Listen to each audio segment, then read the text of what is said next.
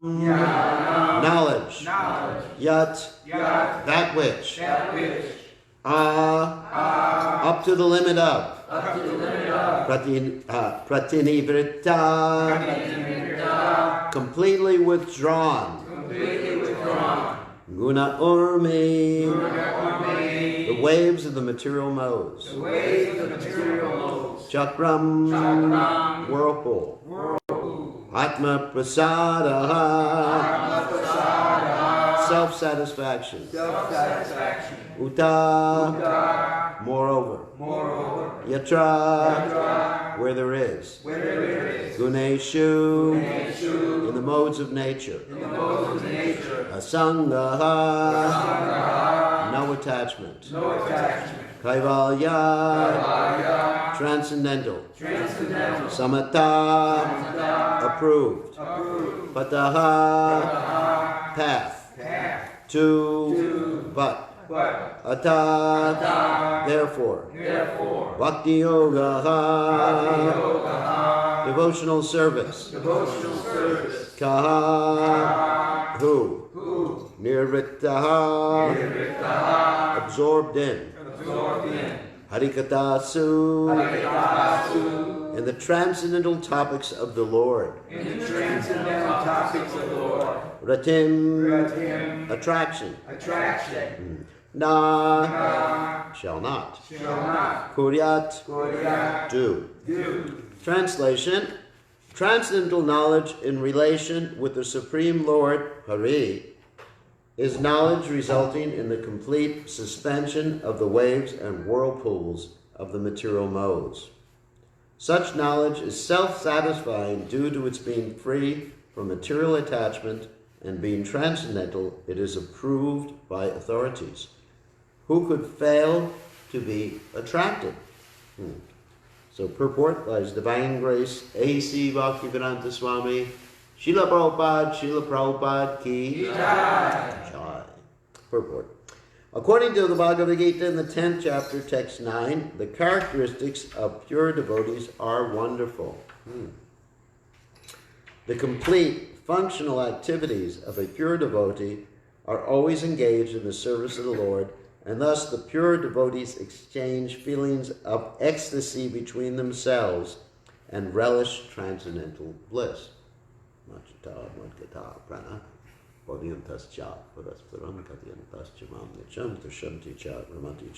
verse Prabhupada is referring to. This transcendental bliss is experienced even in the stage of devotional practice, sadhana, avastha, if properly undertaken under the guidance of a bona fide spiritual master. And in the mature stage, the developed transcendental feeling culminates in realization of the particular relationship with the Lord by which a living entity is originally constituted. There's that word, originally constituted, again. You understand? That sort of like defeats all the people who say that we came from the Brahma Jyoti, or we came from the Tatastha Shakti, originally constituted, up to the relationship of conjugal love with the Lord, which is estimated to be the highest transcendental bliss. Thus, Bhakti Yoga, being the only means of God realization, is called Kaivalya. Srila Jiva Goswami quotes the Vedic version, Ego Narayano Deva Paravaranam Parama Aste Kaivalya Sangitaha. In this connection, it establishes that Narayan, the personality of Godhead, is known as Kaivalya. And the means which enables one to approach the Lord is called the Kaivalya Pantha, or the only means of attainment of Godhead. This Kaivalya Pantha begins from Shravanam, or the hearing those topics that relate to the personality of Godhead, and the natural consequence of hearing such Harikatha is attainment of transcendental knowledge which causes detachment from all mundane topics, for which a devotee has no taste at all. For a devotee, all mundane activities, social and political, become unattractive, even the news. And in the mature state, such a devotee becomes uninterested even in his own body, And what to speak of bodily relatives? In such a state of affairs, one is not agitated by the waves of the material modes. There are different modes of material nature in all mundane functions in which a common man is very much interested or in which he takes part become unattractive for the devotee. This state of affairs is described here as pratinivritta gurnarmi. And it is possible by atma prasada or complete self-satisfaction without any material connection. The first-class devotee of the Lord attains this stage by devotional service, but despite his loftiness, for the Lord's satisfaction he may play the voluntary part of a preacher of the Lord's glory and dovetail all into devotional service, even mundane interest, just to give the neophytes a chance to transform mundane interest into transcendental bliss. Srila Rupa Goswami has described this action of a pure devotee as nirbandha krishna sambandhe yuktam vairagyam uchate. Even mundane activities dovetailed with service to the Lord are also calculated to be transcendental or approved kaivalya affairs. So again, the Sanskrit. Jnanam yada pratinivritta gunarmi chakramatma prasada utajatra guneshva sangha kaivalya sammatapatashtvata bhakti-yogaha ko nirvito harikatasu ritimna kuryat. So, Om Gana Timidandasha Gananjana Shlakaya Jaksurun Meditam Yena Tasmai Shri Gurave Namaha. So, start the discussion. Transcendental knowledge. Okay, so transcendental knowledge, generally we consider transcendental knowledge to be of three types. Sambandha Gyan, Abhidaya Gyan, Prayojana Gyan. Everybody understands those three? Sambandha basically means the relationships of the different energies and the Lord and his expansions and all that other stuff. For example, we have the material energy, we have the spiritual energy, we have us, the Jiva soul, the marginal potency of the Lord. We have, time, we have karma, and all these different factors, actually the 5 things that are described in the Bhagavad Gita. And there's more to Sambandha Gyan than that. I was just listening to a class of Srila Prabhupada this morning. He was describing the different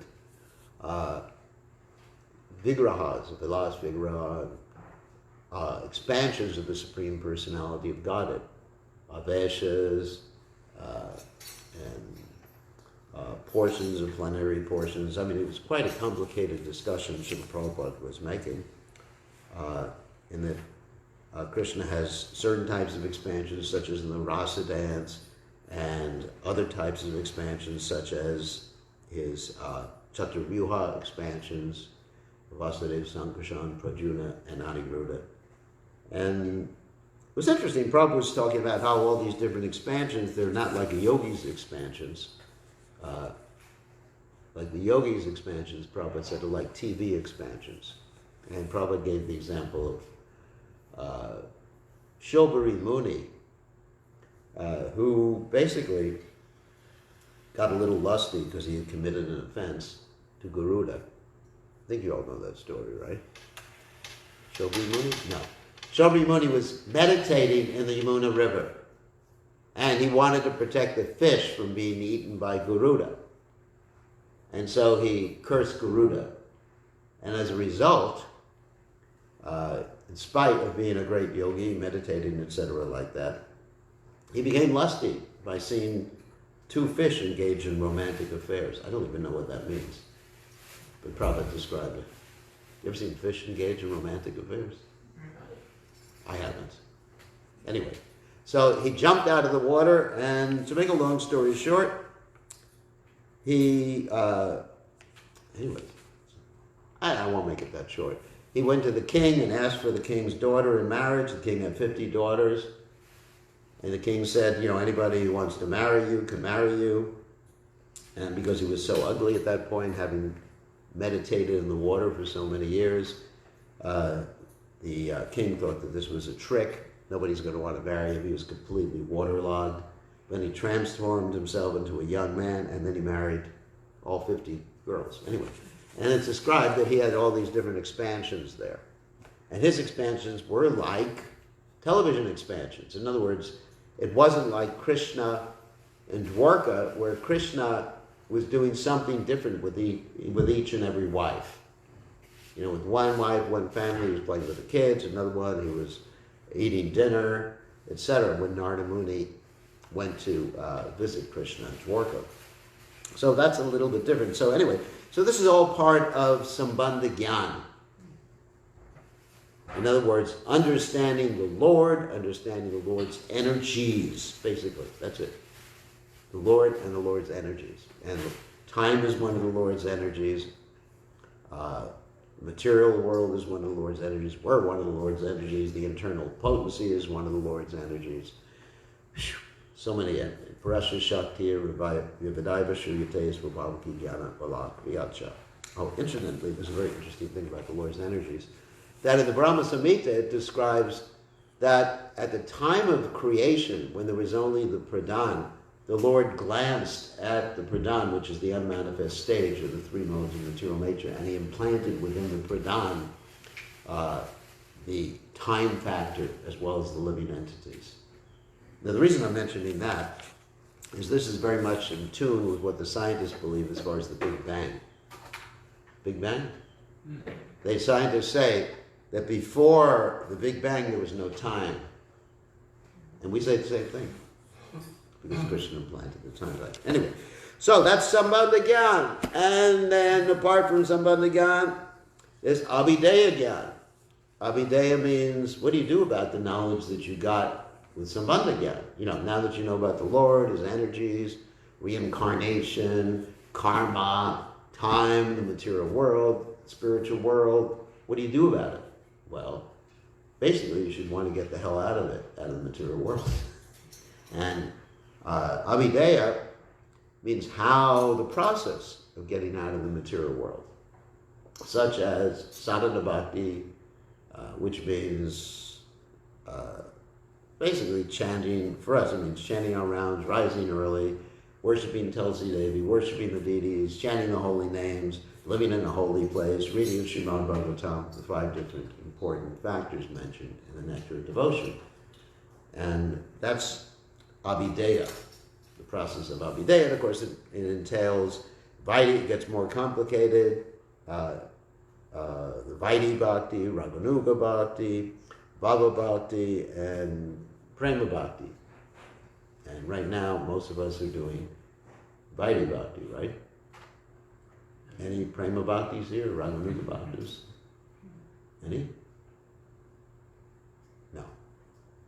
Anyway, even if you were, you wouldn't say. So if you do say, that means you're probably not very advanced. You say, I'm a Raganuga Bhakta. I was talking to one devotee once who wasn't so strict in his sadhana. And I said, a good idea if you got some strictness in your sadhana. And he said, isn't there any place in the Hare Krishna movement for spontaneous devotional service? And I said, yes, there's a place, but according to Srila Rupa Goswami, if someone is on the platform of Raganuga Bhakti, he will act externally as a Vaidhi Bhakta. Why? Yadyanacharati Shrestha, to set a good example, and also, guess what? He's humble. Someone is not going to say, I'm a spontaneous devotee. So, anyway, so that's Abhideya, and then Prayojana. Prayojana means, like, what happens in the spiritual world. 10th canto, a lot of the 10th canto of Srimad Bhagavatam is this Prayojana Gyan. So, these 3 types of knowledge. In addition, Prabhupada says at the end of purport that even mundane activities dovetailed with the service of the Lord are calculated to be transcendental or approved Kaivalya affairs, which is actually a very interesting statement. And Prabhupada previously makes reference to this verse about Yukta Vairagya, Nirbandha Krishna Sambandhe Yukta Vairagya Bhujate, that one should understand how to utilize the material energy in Krishna's service, and by utilizing the material energy in Krishna's service under the direction of a pure devotee, that's spiritual.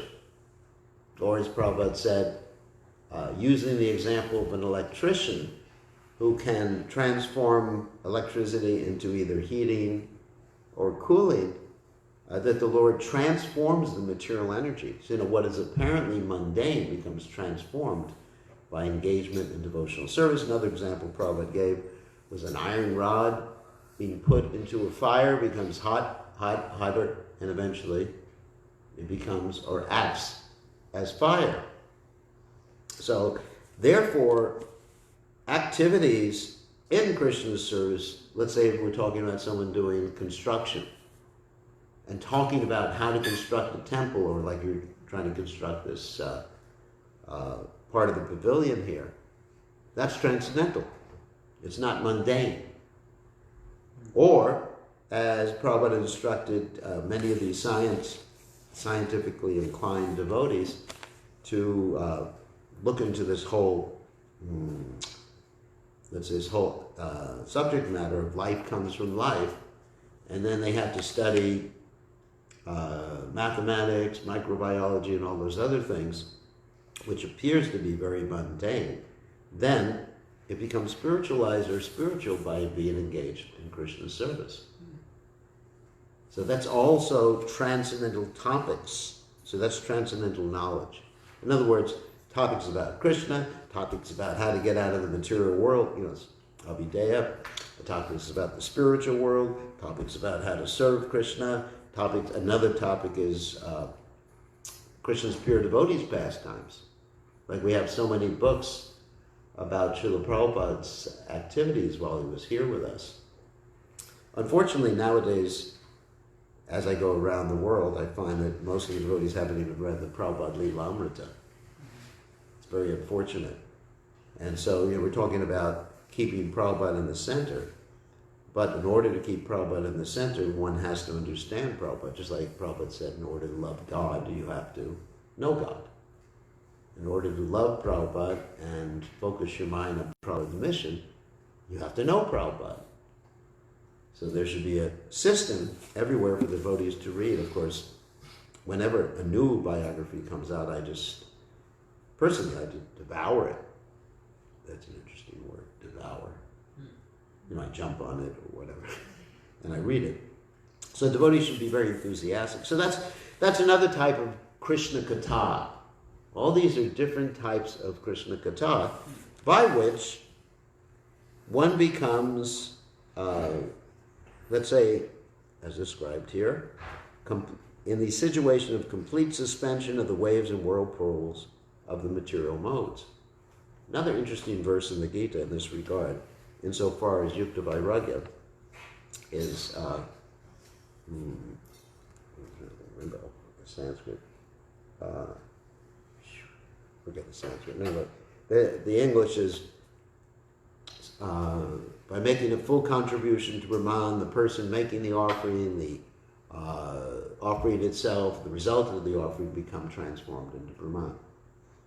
Here it is. Brahmapranam, Brahmahavya, Brahmagno, Brahmano, Uttam, Brahmatena Gantavyam, Brahma Karma, Samadhinam. So if one is absorbed even in serving Krishna, that's absorption in Krishna. And the symptom of that, the result of that is that one becomes detached. Vasudeva Bhagavati Bhakti Yoga Prayojita Janayati Asu Vairagyam Gyanam Cha Yad Ahaitakam. One becomes detached from this material world. So if one is not becoming, and also not becoming detached from the material world, and not developing a taste for Vasudeva Katha Ruchi, for Krishna consciousness, then the Bhagavatam says that one is simply doing something wrong, in other words, wasting one's time. Vasudeva Katha Shan Mahat Sevaya Vipra Punya Tirthan Nishevada. So anyway, so this is actually the test of whether we're actually engaged in cultivating transcendental knowledge of the various types, that we become detached from this material world. Detached means detached from the anarthas like lust, anger, greed, illusion, envy, attachment, and also get a taste for hearing and chanting about Krishna. So, anyway, anything else I want to say about this? Such knowledge is self-satisfying due to being freed from material attachment and being transcendental as approved by authorities. So this is the method of becoming detached from this world, rather than being negative about this world. In other words, that's that would be like Sankhya Yoga or the impersonalists who have some negative attitude towards this world, or even immature devotees who simply consider everything to be Maya or illusion. I remember the early days of the movement, the brahmacharis would consider all the ladies to be Maya Devis, and they would blame the ladies for their attachment to them. Yes. And they said, I got victimized. But actually, it's not the lady's fault, it's not the sense object's fault that you're attached to the sense object. It's your fault that you're not enough attached to Krishna. So, any questions or comments about any of these points? Questions, comments, arguments? Yes? Is karma yoga synonymous with Yukta Vairagya? Is what yoga? Karma yoga. Karma yoga is interesting. Karma yoga basically, technically, means to work for Krishna, connect yourself with Krishna by working for him. Karma yoga is contained within bhakti yoga. However, if you're a karma yogi, you can be a karma yogi without a bhakti yoga, without being a bhakti yogi. You understand? But if you're a bhakti yogi, you're automatically a karma yogi at the same time. You're doing karma yoga, and you're not a karma yogi, you're doing karma yoga. So, and actually Krishna, in the 12th chapter of the Gita, he talks about this. Let me read this. 12th chapter of the Gita, he talks about the difference. The beginning of the 12th chapter of the Gita. After he blasts the impersonalists. First of all, he says, be a bhakti yogi. In the 8th text, he says, fix your mind upon me, thus you will live in me always.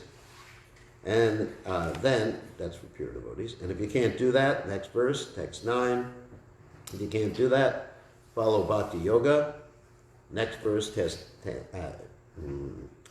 10, is if you can't practice bhakti yoga, then just try to work for me.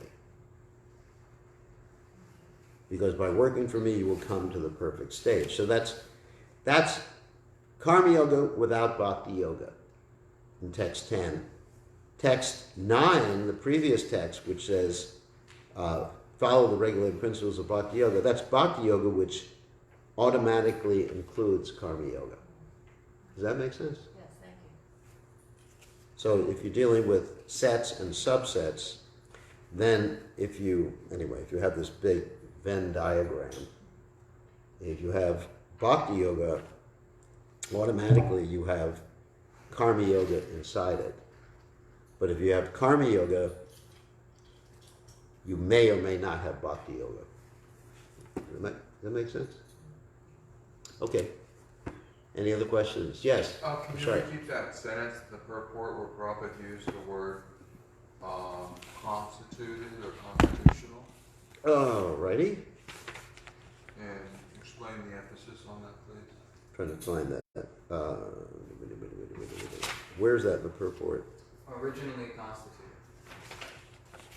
It's in the first paragraph. First paragraph, all right. Wait a minute. The complete functional. There's a mature stage, developed transcendental. Oh, and in the mature stage, the developed transcendental feeling culminates in realization of the particular relationship with the Lord by which a living entity is originally constituted. That means that's his original constitution. Constitution means nature. Okay, does that mean the original rasa or sarup, the eternal relationship we have with Krishna and the 5 different rasas, is already their constitution? Yes, it's their Or constitution. do we have to develop that? No, it's there constitutionally. We have to realize it. Prabhupada said, gave the example that when one performs devotional service, it's like waking up in the morning. In other words, by the sound vibration, if you have an alarm clock, or nowadays alarm mobile phone, by the sound vibration, you're woken up, and some of us, not me, but some of us take a while to remember who we are when we get up in the morning. Anyone's had that experience? Then you get up in the morning. Well, at least remember where you are. Yeah, that one I have. Okay, forget about who you are. Let's talk about where you are. And especially, for me, the where you are is a big thing. Because I have to be careful of getting off the wrong side of the bed in the morning. Because sometimes, when I wake up in the morning, I hit the wall because the last bed I was in, the wall wasn't there.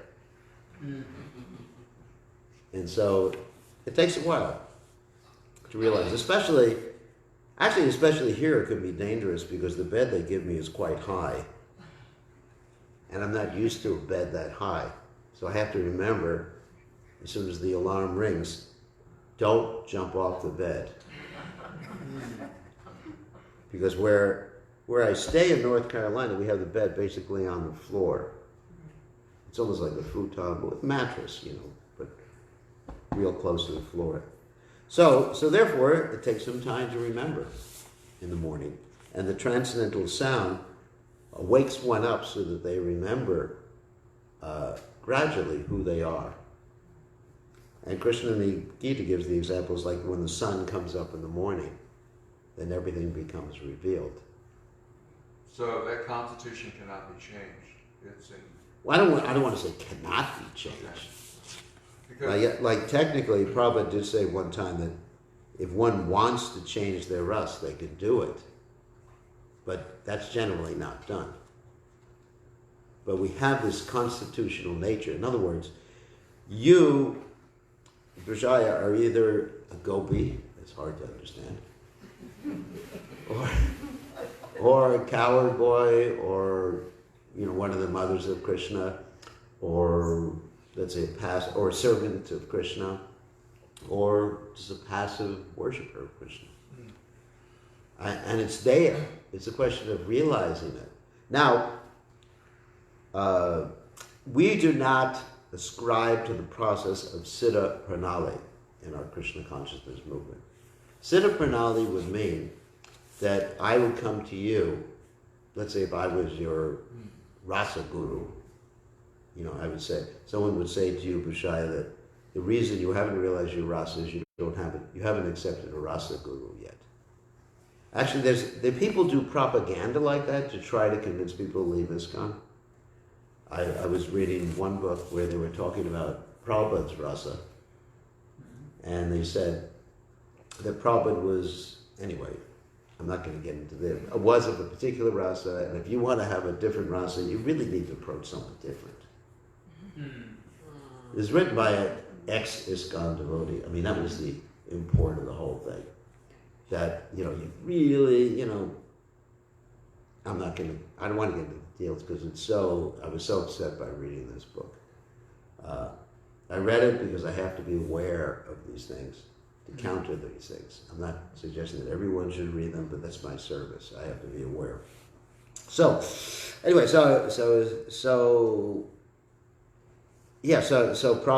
first of all, one shouldn't even speculate about the rus of the spiritual master. Prabhupada would often say if someone asked him a question like that, that question you do not need to ask. That's a polite way of saying, it's none of your business, buddy. Prabhupada was more polite. So, anyway, there's this process of Siddha Pranali, which was done in the past by pure devotees. And it's mentioned by Bhaktivinoda Thakur in some of his works, like the Jaiva Dharma, where the spiritual master, the Rasa Guru, let's say if I was your Rasa, let's go back to that example, hypothetical. Let's say if I was Bhushaya's Rasa Guru, and I would say, Bhushaya, looking at you, at your soul, I can see that you're a gopi. And I would give you something called a Kata Sabhava. That means bhava. It means the 11 aspects of your personality. I would say you dress in a yellow sari. You're a follower of Sudevi, one of the Astasakis.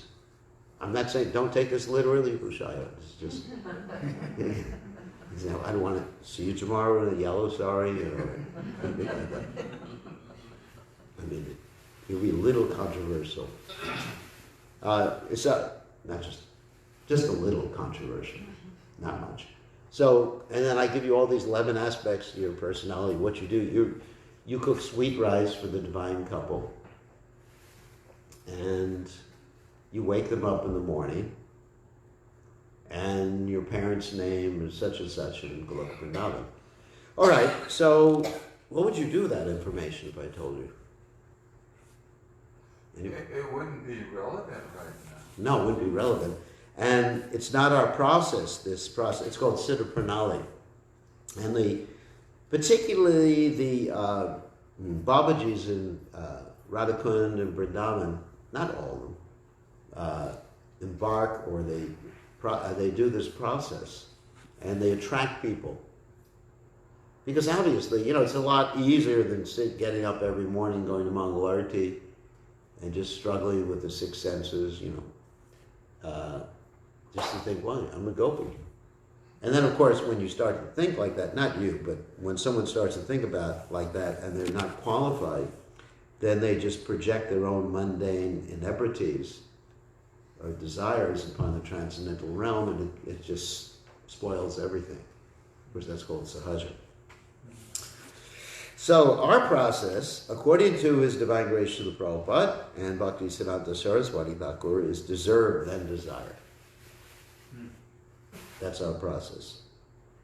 And we have faith, I have faith, that when Srila Prabhupada wants, Srila Prabhupada will reveal whatever our constitutional nature is, and Krishna will reveal in the heart, somehow or other. It'll be figured out. And also, our process for becoming Krishna conscious is to please Srila Prabhupada. It's a very easy process. We don't have to get into all these complicated things. Yasha prasada bhagavat prasada, yasha prasada na gati katopi. If we please Prabhupada, then we'll get all perfection, isn't it? It's very easy. I don't have to worry. At this point in my devotional service, I don't worry whether I'm a gopi or coward boy or rock or a monkey. Lord Ram's pastime, that's kind of interesting. Sistine Hanuman, I'd like to do that. So I don't worry about those things. I just think I would like to please Prabhupada. That's my focus in my life, to please Prabhupada. As far as going back to Godhead, whatever, if we please Prabhupada, that is already back to Godhead. Isn't it? It's already back to Godhead.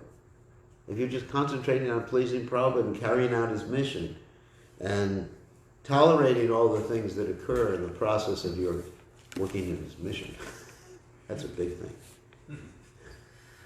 I can't tell you how many things you have to tolerate.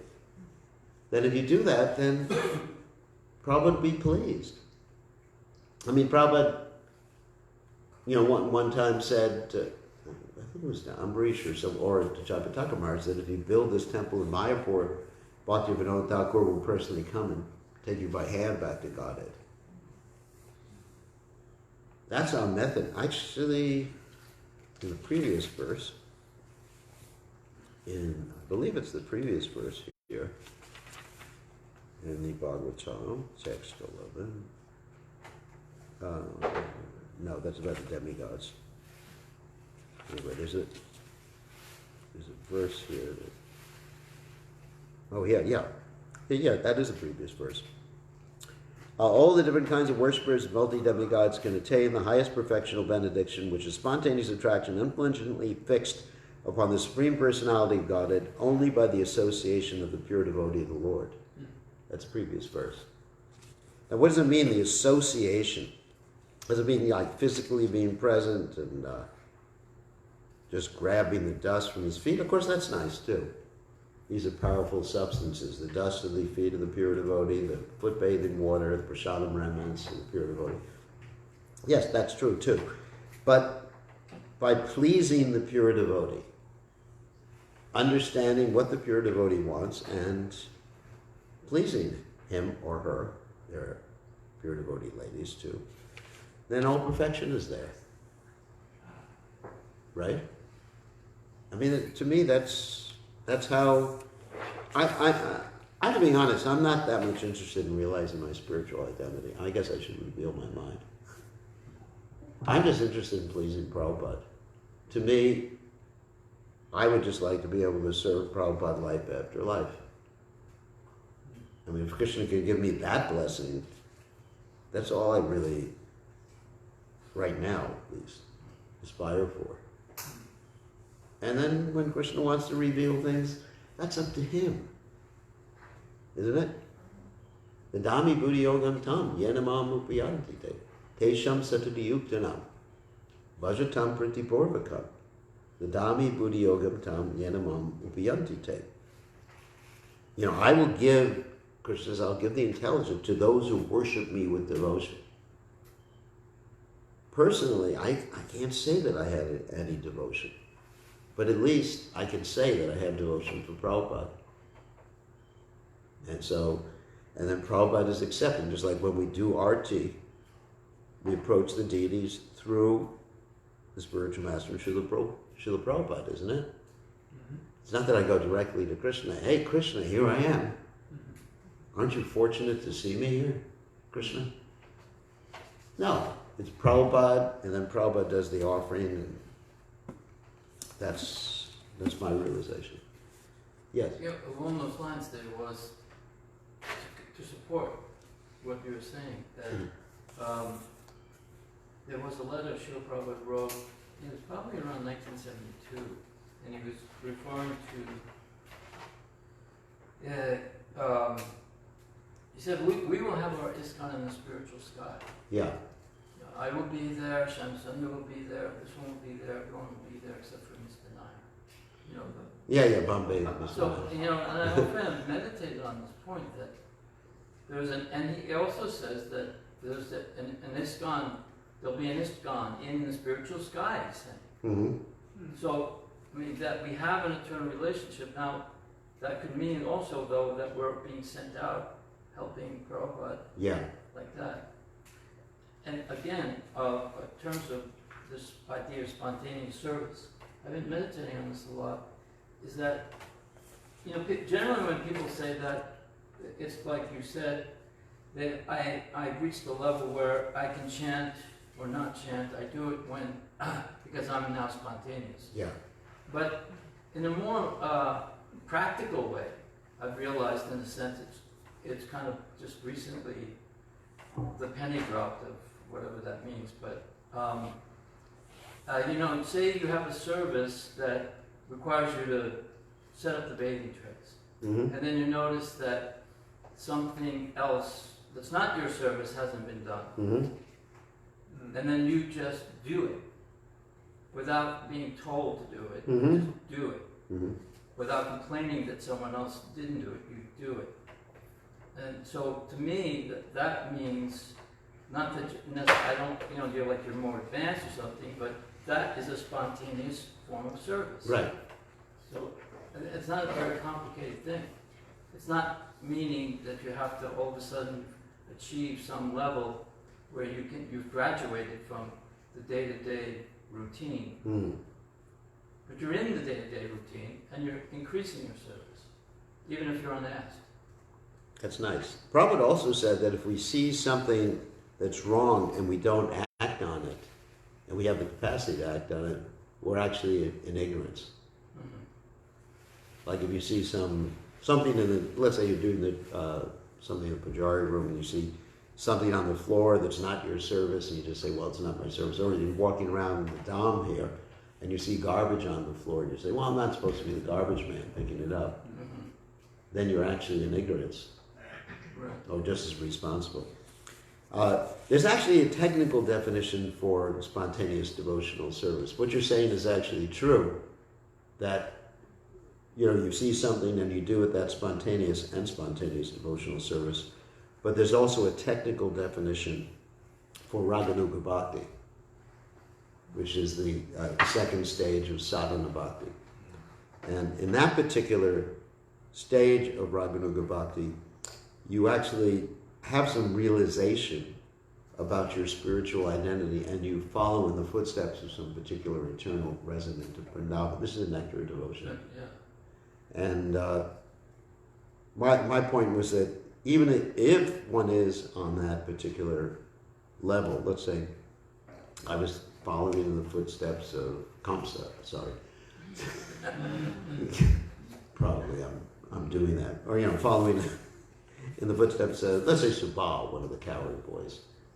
Then basically, I would take on that mood and serve in that mood, but that would always be internal.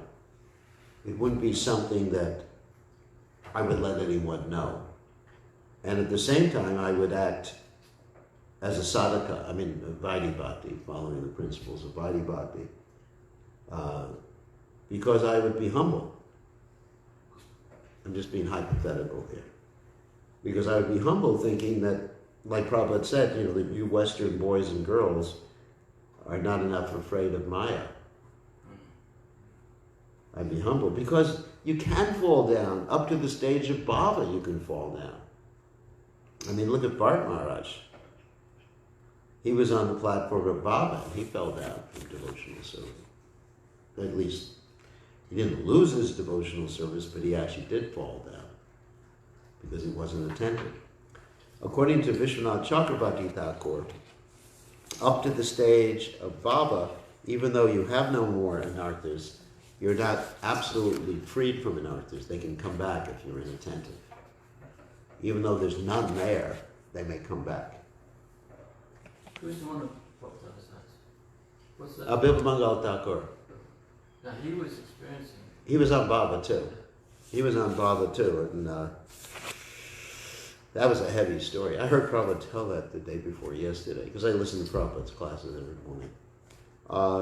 And Prabhupada told the story in such a heavy way that, he asked for the hairpins of this lady and then he poked his eyes out. He has to go in the back room. Yeah. Well, he said to the man, he said, I'd like to be alone with your wife. And Prabhupada actually said, I want to enjoy your wife in this particular narration. I was thinking, oh my God, what's the guy thinking when some man comes, doesn't want to enjoy it? But the Prabhupada said, because Bilva Mangal was a Brahmin, and there was the culture of respecting the request of a Brahmin. And then he said, it was interesting, Prabhupada said, then he said, Mataji, please give me your hairpins, and put out his eyes. Is he the same one that climbs the wall and you realize? Yeah, that's a story. That's a wonderful story. And devotees used to put that play on. Mumbo used to do it. Yeah, he used to put the play on. He climbed the wall and there was a snake on the wall. He grabbed hold of a dead body or a crocodile while crossing the river. And Chintamani, that was his guru, spoke through the lips of Chintamani, who was a prostitute, his girlfriend basically. And she said, if you were as much attached to Krishna as you are to me, this dead body, Prabhupada said, then you would be pure devotee. And he left. And always remembered her. What? And always remembered her as his first guru. Yeah, he paid respects to her. His actual guru, I think, was called Somagiri, if I remember correctly. And she was Chintamani. And he wrote the most elevated books, such as the Krishna Karnamrita, which Lord Chaitanya Mahaprabhu very much appreciated. How could he write when he was blind? Usually they would dictate. Krishnadas Kaviraj. Well, Krishnadas Kaviraj, he was not completely blind.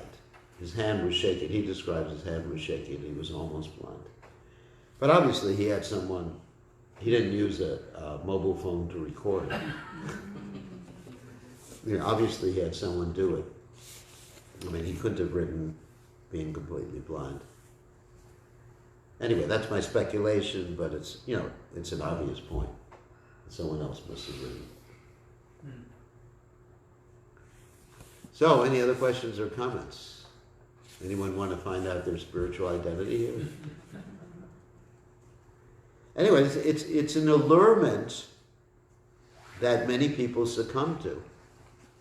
That, when they go to Vrindavan, or that's why Prabhupada said that people, at least newer devotees, when they go to the Holy Dham, should be accompanied by older devotees who can protect them. Yes? Maharaj, you were saying just a little while ago about tolerating, like, the devotees should all tolerate these things. At what point do you draw the line and not tolerate things? That's a good question. I mean, obviously, we don't want to be subjected to abuse, either physical, mental, psychological abuse. We should make some adjustment to protect ourselves from these things. But at the same time, when one takes up a service for Krishna, what we've seen because of the nectarian aspects of the internet, then one will be subjected to quite a bit of criticism. And as we used to chant when I was a demon, sticks and stones will break my bones. What's the rest of it? Names will never hurt me. Because we can always just take shelter of Krishna's names. I mean, ultimately, when things go wrong, we can think like Dharma the Bull did in relationship to the personality of Kali. He didn't blame Kali for what was happening to him. Remember the story? Yeah. He actually understood it was the Lord's plan.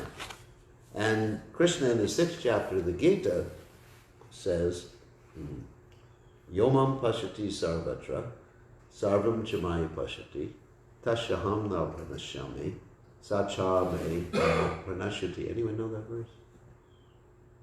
I'll give you the translation. It's a very important verse, one of the really important verses of the Gita, 6:30. Is it about identifying the perpetrator? No, he says, one who sees me everywhere and sees everything in me is never lost to me, nor am I ever lost to him. This, to me, it's really one of the nutshell. I know it's not the nutshell verse of the Gita, but to me it's one of the nutshell verses of the Gita. To always see Krishna in everything and everywhere. So if someone, let's say, does something or says something that may be painful to me, I have to see Krishna's done it. I didn't do it. I had no control over these things. And why did Krishna do it? Number 2.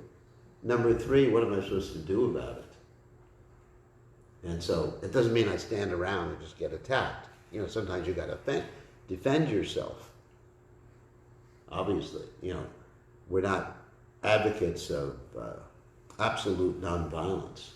Like Prabhupada commented when Mahatma Gandhi said that even if his own daughter was attacked, he would just stand there. Prabhupada said that's nonsense. So obviously we can defend ourselves, but we have to not blame the perpetrator. And that's a hard thing. That's really hard. If someone does something to us, understand that ultimately Krishna's not a blade of grass moves without the will of the Supreme Personality of Godhead. What's the reason it happened? That's a hard one. And that's what Dharma the Bull pointed out when he was asked by Parikshit Maharaj, who has done this to you? And Dharma the Bull basically indicated that it was Krishna's plan. He didn't say, that's Kali there. Kill that creep. Wipe him out. And it's a heavy story. So any other questions or comments? Or problems or issues? Or anyone want to know their spiritual identity? It's free today. No charge. That's called the Siddha Day, huh? The Siddha Dea means your spiritual identity. Siddha Pranali means given the Rasa Guru will tell you who you are and what you do in the spiritual world and what you look like. That's called Siddha Pranali. That was a bona fide process for pure devotees. Bhaktivinoda Thakur talks about that in the Jaiva Dharma. That is not a process given to us by Srila Bhaktisiddhanta Saraswati Thakur, nor by His Divine Grace A.C. Bhaktivedanta Swami, Srila Prabhupada. Srila Prabhupada's process, just to reiterate, is to deserve then desire. I mean, at the same time we're reading the Vaishnava literature, we're cultivating, doing sadhana and everything like that. But when it's time, we'll understand what our spiritual identity is. I mean, we have groups of devotees nowadays who go on the internet and just talk about their rasas with Krishna. It's just not something that Prabhupada really wanted, something internal. I mean, sure, if you've realized and you have some friend there, you can discuss it back and forth, dadati prajagarnati, guyam akyati prichati. That's fine. But to go on the internet. My memory is in the Nectar Devotion, Prabhupada said that at some point, there may be, while still in this body, someone from Gokula will approach you and begin to train you in some way. Yeah, well, one gets trained. This is an internal thing. Yeah. One gets trained. It's not that I will make followers by going to you Right. and saying, I've been sent by Prabhupada. Right. Or I can tell you everything that you want to know, but you were afraid to ask, and Prabhupada never told you.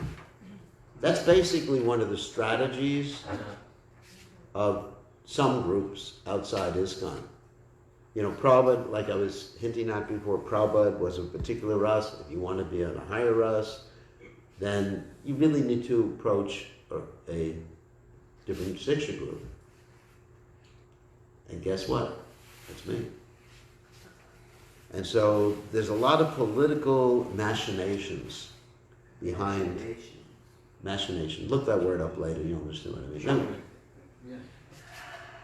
Actually, if you read the story of Krishna and that the way that all transpired with his Diksha Guru and Jiva Goswami and how it was handled, it's much more polite and philosophical, and there's no attempt by the Shiksha Guru to, and actually Jiva Goswami wasn't actually involved. It was Lalita. It was Lalita who was involved. Lalita involved. And his Diksha Guru beat him up. You know that story? I didn't know that part. No. Yeah. Hridaya Chaitanya, his Diksha Guru, actually beat him up because he had a different ras than the Diksha Guru. And then Hridaya Chaitanya had a dream that night, and Lord Chaitanya Mahaprabhu, you know that story? Lord Chaitanya was bloody. And he said, why have you beaten up? I took, what? Wasn't it because at first he just thought Shamananda had rebelled and gone to a different material group? Yeah. And so he started beating him, but then he understood that it was from... Well, basically he said Shamananda is unchaste. Yeah. Because he is in a different bhav than his guru. So I remember that. Yeah, that's part of the story. Oh, I'm just talking about the initial reaction, but later on, so it's even deeper than that. Yeah, you get deeper. The initial reaction is he thought he got reinitiated by someone else. Then Shaimananda explained that actually I had a dream, Guru Maharaj, and you gave me this name. And then Guru Maharaj, that's Hridaya Chaitanya, said, those dreams are nonsense. I was not in that dream. Sometimes you find disciples who say they have a dream, Guru Maharaj, you told me to do this, and they said, that wasn't me. That was Maya Guru. So then, And then Guru Maharaj, that is Hridaya Chaitanya, went, it's a complicated story, he went to Vrindavan to confront Shaimananda. And he said, if you're actually Shaimananda, then we're going to do a test. And that test will be that you have the name Shaimananda written on you. I'm going to wipe it off. And if it reappears, anyone remember that story now? Yeah. If it reappears, then we know it's your bona fide name, and you actually got it from Lalita. And so, at that point, Shaimananda went into meditation. He chanted a mantra that Lalita gave him, that he could enter into Radhakrishna's pastimes at any point. So he chanted that, and he went to see Radharani. He was crying. He said, my husband, Swami, because Swami means husband and also means master, and also means guru, has actually beaten me. What should I do? And then Subal, this is such an interesting story, who was Hridaya Chaitanya's spiritual master, as Gauridas Pandit. Everyone following what I'm saying? Yeah, I I knew do. all these things. Yeah. Who was actually the spiritual master of Shaimananda's spiritual master, or Hridaya Chaitanya's spiritual master, same thing. He wrote the name of Shaimananda on the chest. And so she, because she's in a female form now, goes back to external consciousness, or let's say material world stuff, and the guru wipes off the name and the name reappears. A few days later he gets angry and beats his disciple up. Where's this story? Because that's not how I remember reading it. Where Does anyone remember that part of the story? Yeah, that's the full story. You could look it up. He actually hits Shaimananda. Then he has a dream, and Lord Chaitanya chastises him in that dream for beating his disciple up. And then Lord Chaitanya gives him a punishment of having something like 12 festivals. He has to sponsor 12 festivals. And then they live happily ever after. Look up the story. That's the whole story. Which book is it in? Do I look it up? It's in several different books. The Narottama Vilas. It's in the Bhakti Ratnakara. It's in the standard biographies of Shyamananda. And also, one of my godbrothers wrote that in his biography of Shyamananda. Satyaraj. Satyaraj. Yeah, Satyaraj. He wrote about each of the Goswamis and also Narottam Shyamananda Srinivas Thakur. But he doesn't mention that part in his telling. At least the one I saw didn't say that last part. Yeah. Because I don't remember it. I think that was in his book too. That's I it. remember him feeding Shyamananda and then having the dream. Yeah. Huh. So that's it. That's in the book. Yeah. It's a complicated story. I mean, somehow or other, I remember all this stuff. Yes. Maharaj, I think I may be confused, but I believe I read somewhere that maybe last year you participated in probably was a seminar, a conference about the succession in ISKCON, something involved the second generation. Maybe Yeah. There was a conference in Europe or somewhere. Can you share something? I didn't participate in that, no. I didn't participate in any conference in Europe last year. But in the GBC, we were talking about succession. But I wasn't at that conference. Yes, we have to have succession. Actually, we're hoping to have some next generation, maybe third generation, devotees on the management team here. We're going to be talking about that today. It's not second generation anymore, it's third generation. You may even have some fourth generation people. Yeah?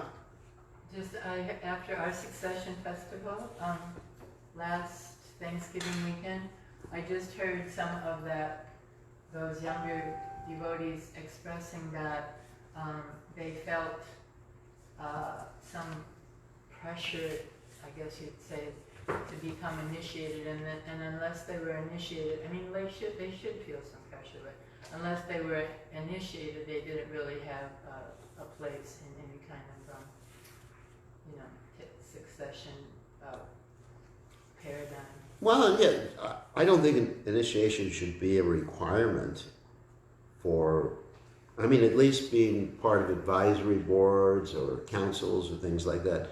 Initiation is a requirement for legal representation of ISKCON. That's always been Prabhupada's mood. But as far as being on management boards or advisory boards, I don't think that that's initiation is required. Nobody should be pressured to take initiation. I mean, Prabhupada took 11 years after meeting his guru before he took initiation. So when it's, initiation has to be something when someone's ready to make a promise and understanding the person who he's taking initiation from. The disciple tests the spiritual master tests the disciple. Yeah. When you talk about succession and second generation, though, it seems like they usually talk about like born in the movement, born of devotees, but there's another second generation. Yeah, I was referring in general to all the second generation. Okay. All the Usually, second when we generation. had a meeting for second generation here for succession, if you're over 50, too bad, you don't fit in the succession anymore, even if you're in the second generation. So we weren't included. Oh, so we should include second generation over 50. We What were if you- looking for younger people, that's why we said we had to cut off 20, 50 years. But we're not fully engaged in succession yet, even if we're over 50, we could still do stuff. Yeah, I mean, I think there's room for people over 50, there's room for people over 70. Like me, This is my 70th year, well. Not 70th year in ISKCON, so 70th year. I can't even say 70th year in this body because the body's always changing. There's a 70th year, I don't know, since whenever. This material identity. Since, I can't say I was born because the soul's not born. How do you say it? Appearance. Appearance? Yeah. No, but I appear every day. I go to sleep and I go. Anyway, whatever. Okay, on that happy note, all glories to Srila Prabhupada, Ki Jai.